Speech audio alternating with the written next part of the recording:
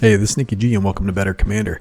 What if you could build a commander deck for cheap, like $50 to $70? Let's talk budget with Tivit, seller of secrets. Hey, listen, before we get too deep into this, I want to tell you about cards. I love it. I love talking about cards, and I want nothing but happiness for you and your cards together.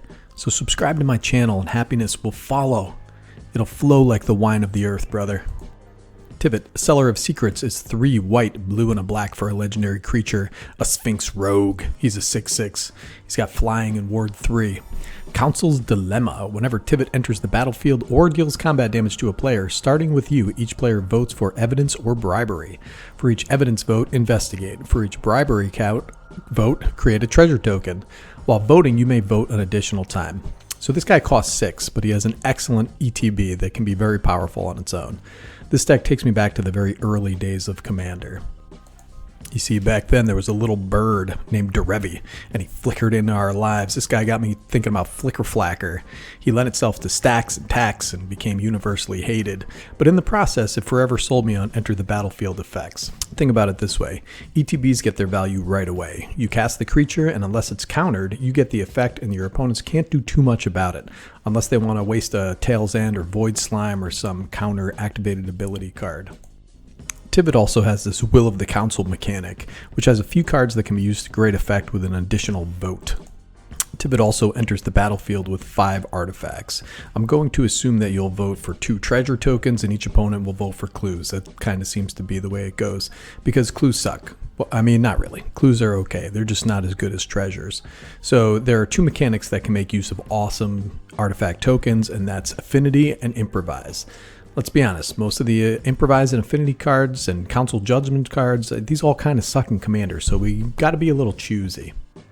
And what is the absolute best way to take advantage of a billion enter the battlefield effects? Well, it's Blink. It's Blink effects, you knucklehead. Don't be a silly goose, get some max value. Let's dive deep into this cool deck that flows like water into your guts after a long walk in the woods. Wouldn't want to see this guy in the woods. Ravenous Chupa. He's a 2/2 for 2 black and a black for a creature beast horror. When Ravenous enters the battlefield, destroy target creature an opponent controls. This guy's awesome. Awesome target to blink. Hostage Taker is 2 blue and a black for a creature. It's a human pirate 2/3. When Hostage Taker enters the battlefield, exile another target creature or artifact until Hostage Taker leaves the battlefield.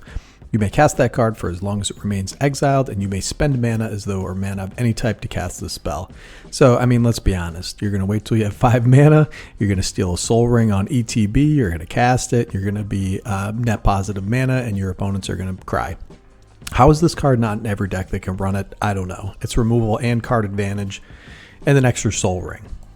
Let's throw a duplicate in there. I mean, he's a cool guy. So he's 6 generic mana for an artifact creature shapeshifter. It's a 2/4. At his imprint, when duplicate enters the battlefield, you may exile another non-token creature.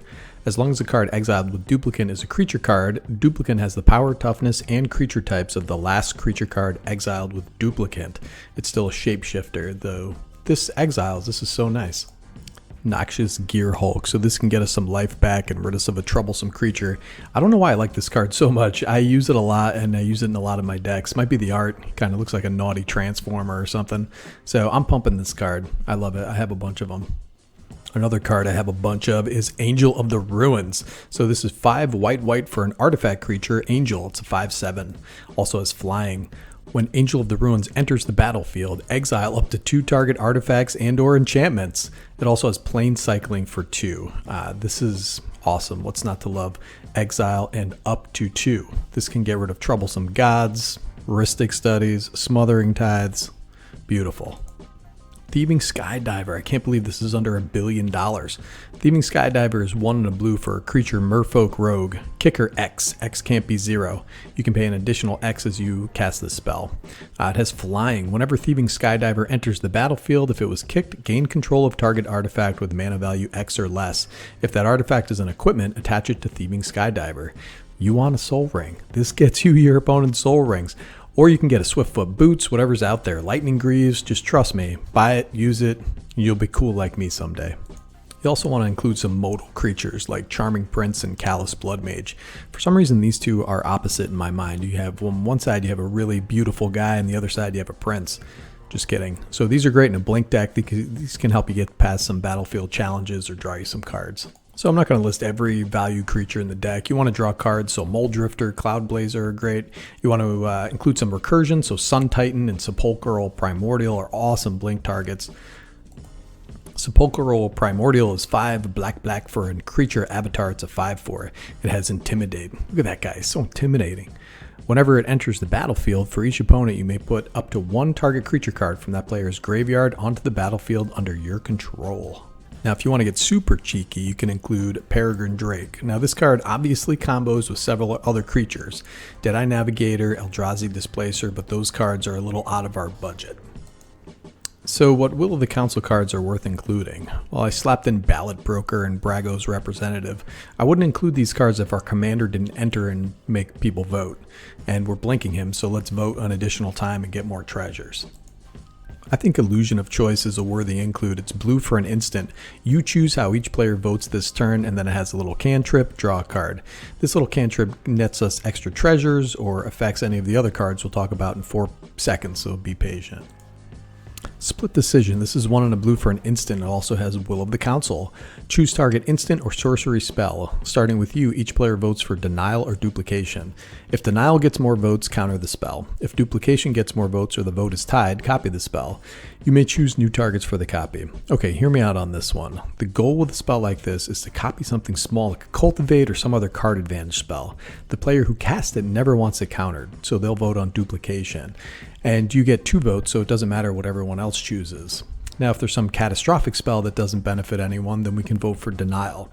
And we still only need a couple people to side with us. I think it's a little better than it looks. Council's Judgment is 1 white for a sorcery. So this has Will of the Council. Starting with you, each player votes for a non-land permanent you don't control. Exile each permanent with the most votes or tied for the most votes. So this one is going to take a lot of politicking and voting, but basically this is the Smothering Tithe and Rhystic Study killer because everybody hates those. You can also exile someone's Gaia's Cradle with a $3 card, and that always feels nice. Plead for Power. So this is 3 and a blue for a sorcery. Will of the Council. Starting with you, each player votes for Time or Knowledge. If Time gets more votes, take an extra turn after this one. If Knowledge gets more votes or the vote is tied, draw 3 cards. So this is 4 mana, draw 3 cards basically. 4 mana extra turn is also good. Vote whatever you want. I don't care, dude. I want to draw 3 cards for 4 mana. It's not bad. It's not amazing, but if you have one of those cards that lets you choose how everyone votes, or you get to vote an additional time, maybe you might get an extra turn. I don't know, buddy. So what are we going to do with all these treasures and clues beyond the activated ability that's printed on the token? Reverse Engineer is 2 blue, tap 3 clues, draw 3 cards. I'm playing that spell all day and all night. Now Thoughtcast, that'll now read pay 1 blue, draw 2 cards. Oh my god, I'm so excited for that. Marionette Master is 4 black for a creature. It's a human artificer. It's a 1/3. It also has Fabricate 3. When this creature enters the battlefield, put 3 +1/+1 counters on it or create 3 1/1 colorless servo artifact creature tokens. Whenever an artifact you control is put into the graveyard from the battlefield, target opponent loses life equal to Marionette Master's power. So this is a win condition in this deck. So if you can drain somebody for 4 every time a treasure goes to the graveyard, you're going to be dealing a lot of damage.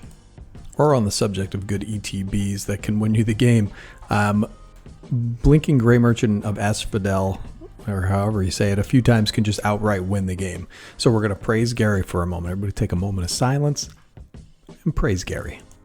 Herald of Anguish is 5 black for a creature. It's a demon. It's 5/5. Improvise. Your artifacts can help cast this spell. Each artifact you tap after you're done activating mana abilities pays for 1. It has flying. At the beginning of your end step, each opponent discards a card. Alright, that's pretty cool. 1 and a black, sacrifice an artifact. Target creature gets -2/-2 of the end until end of turn. So this guy can come down for 2 black after Tivit comes down if you don't use any of your treasures. Then he can take those clues and start clearing out blockers. Listen to me, Post Malone will never tell you about this guy. Thought Monitor. So this is another copy of Mole Drifter and can be very cheap with 5, 10, 15 clues floating around towards the end of the game. 1 blue for a 2/2 flyer that draws you 2 cards is really good. Ethersworn Sphinx. I had this in another deck. It's 7 white and a blue for an artifact creature Sphinx. It's a 4/4. It has affinity for artifacts, so it costs 1 less for each artifact you control.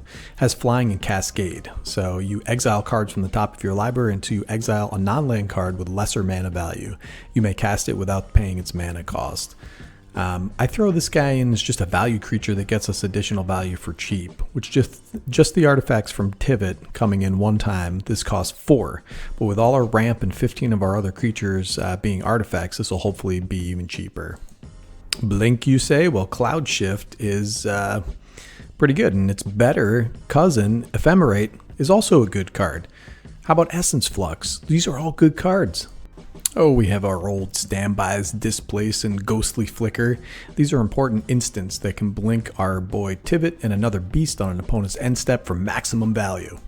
Eerie Interlude. This is a great instant that can save us from a board wipe, and we're hopefully keeping a few treasures handy for just such an occasion. So this is 2 and a white for an instant. Exile any number of target creatures you control. Return those cards to the battlefield under their owner's control at the beginning of the next end step. This is an awesome card, bro. Look at this lady blinking out of existence. Soul Herder is also a great card, and it's got awesome art. It's 1 white and a blue for a creature spirit. It's a 1/1. Whenever a creature is exiled from the battlefield, which we're going to be doing sometimes, put a +1/+1 counter on Soul Herder. At the beginning of your end step, you may exile another target creature you control, then bring it on back to the battlefield under its owner's control. That's what we want to do. Lastly, if we can get Brago out and get him to deal combat damage, we'll be swimming in a pool of value that cannot be denied. Brago King Eternal is 2 white and a blue for a legendary creature. It's a Spirit Noble, 2/4. Fancy. Also has flying. Whenever Brago King Eternal deals combat damage to a player, exile any number of target non-land permanents you control, then return those cards to the battlefield under their owner's control. Let's talk about some non-budget cards that we can throw in this deck as upgrades. The aforementioned infinite mana combo is Eternally Blinking Peregrine Drake or Great Whale with Deadeye Navigator or Eldrazi Displacer. You'd have to combine it with some kind of payoff like Blood Artist, but you could include Amanadu the Fate Shifter and Felidar Guardian.